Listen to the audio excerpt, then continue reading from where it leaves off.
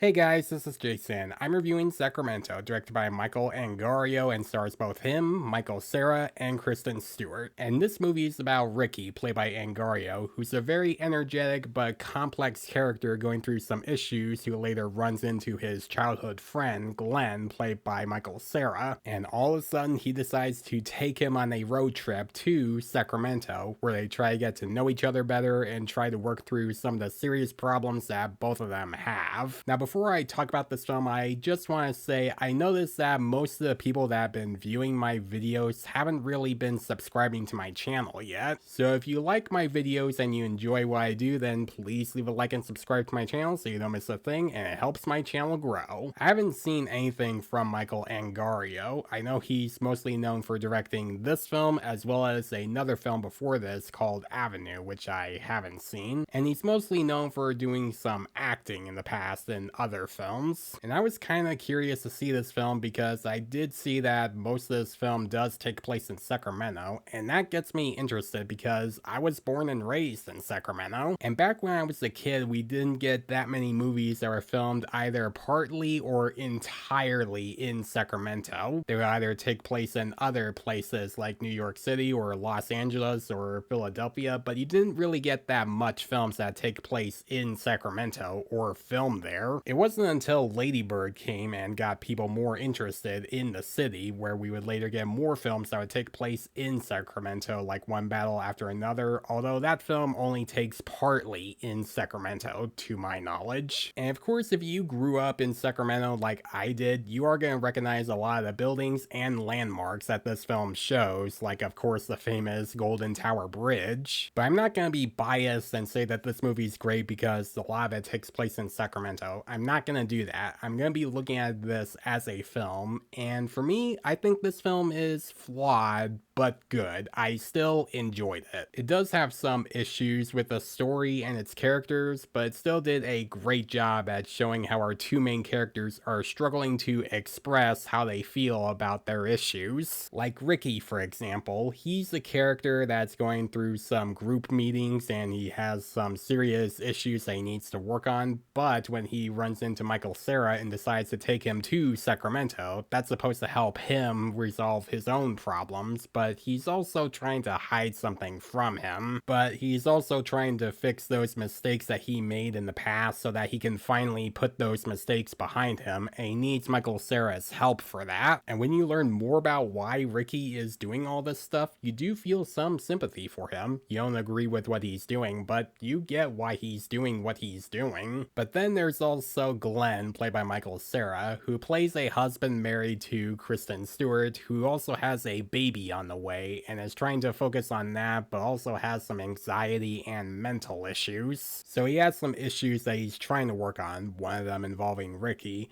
And when Ricky comes back into his life and takes him on this trip, he unfortunately has to deal with him being around, but is also trying to figure out why he's taking him on this trip, and is also trying to get his mind off of other problems that he has in his life, except for his wife and his unborn baby, of course, because those are the two most important things in his life, even though he is kind of scared of becoming a new dad. But you can see that he is trying to deal with some issues that are giving him anxiety. And both Angario and Cera do a really good job as these characters, making them feel like down-to-earth people with real problems. Kristen Stewart also gives a good performance, although she's not in the movie very much. Her character mostly stays at home trying to take care of their child and of course taking care of the house as well, and would sometimes call Michael Cera just to check up on him to see if everything's okay. Now, you understand where both Ricky and Glenn are coming from, you understand both of their problems, but those problems will also cause them to do some things that are pretty terrible and stupid, making their situation worse. Which also kind of keeps me from saying that this is a really good movie, because this movie would take its two main characters and have them make terrible decisions and do things that are completely stupid, getting you confused on why they're doing this and why we're supposed to care about them when they're making these terrible decisions. This movie does show them do that in the first half, and you don't get much of a reason of why they're doing that until the second half of the film. Sure, most of that is because they're either dealing with some mental issues or doing something stupid, but it still causes them to do something things that are completely out of the blue and random, where this movie was trying to go for a more serious and a little comedic feel, but would sometimes have some moments that feel like they came from a different movie. And what also holds this film back for me is that the first half would show characters just going all over the place, making the first half feel a little messy. We're 20 minutes in where you're getting to know the two main characters, it goes back and forth to other things that are happening, making you wonder, like, what are we doing? Why are we focusing on other things that don't really relate to the main story? Where it feels like the movie is bouncing back and forth to other places that are supposed to make sense for the film, but end up making the story feel messy. Where at times the story would feel like it had no idea where it's going, but as the film progresses and you understand the two main characters more, the story does feel a little more clear, but it still doesn't change that the first half of the film does feel pretty messy and all over the place. Now, as for the way the film ends, no spoilers of course, and it shows how everything's wrapping up, I did think was a pretty satisfying way to end, where we get to see how our two main characters end up after everything they went through in this film, and seeing more of how these two main characters changed and grown throughout the entirety of the story. Sacramento is a pretty good movie that has issues with its story and our two main characters where they can be tough to like at first, but as the film progresses, the story does get better and more clear, and you understand why these characters are doing what they're doing. As for movies that take place in Sacramento, this movie is not quite as good as Lady Bird, but this is still an enjoyable watch, and if you're one of those people that love seeing a movie that takes place in Sacramento because we didn't get much of those back then, you might have a fun time with this one, mostly because you'll see things like, oh, I've been to that place, or oh, hey, I know that area. But if you're gonna watch this as a film and pay attention to more of the story and characters, you're not gonna get a whole lot. I'm gonna give Sacramento a B-.